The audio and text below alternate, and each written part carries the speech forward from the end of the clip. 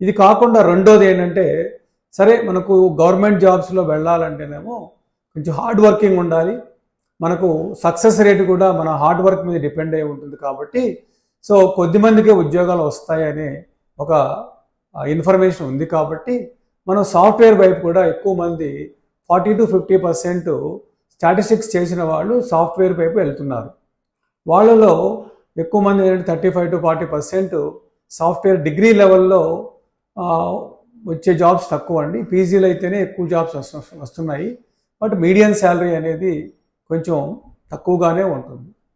కాబట్టి మీరు higher studies PG programmes చేసి, అది కూడా మనకు ఇండియా ఐఐటీస్లోను, ఐఐటి బాంబే, కాన్పూర్, తిరుపతి ఇలాంటి వాటిల్లో, ఐఎస్ఎస్ బెంగళూరు లాంటి వాటిల్లో, ఐఎస్ఐ కల్కటా ఎంస్టాట్ ప్రోగ్రామ్ చేయడం, ఇలాంటి వాటిల్లో చేస్తే IIT JAM entrance examination, ISI entrance examinations every year February, March, మేలో కండక్ట్ చేస్తారు. ఆ ఎగ్జామ్ రాసుకోవడము, మీ యొక్క ఇంటెలిజెన్స్ని ప్రూవ్ చేసుకోవడం, అడ్మిషన్ తీసుకోవడం ద్వారా మీకు after completion of the PG ప్రోగ్రాంలో మినిమం 8 lakhs నుంచి 23 lakhs తీసుకున్న విద్యార్థులు కూడా నేను గైడ్ చేశానండి. వాళ్ళకి గైడెన్స్ కూడా ఇవ్వడం జరిగింది. వాళ్ళు ఆల్రెడీ ఆ జాబుల్లో చేస్తున్నారు.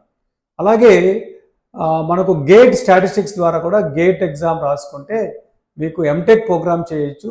పిఎస్యులో పబ్లిక్ సెక్టార్ యూనిట్స్లో కూడా జాబ్స్ తెచ్చుకోవడానికి అవకాశం ఉందండి. సో అదొక మరొక అవకాశం.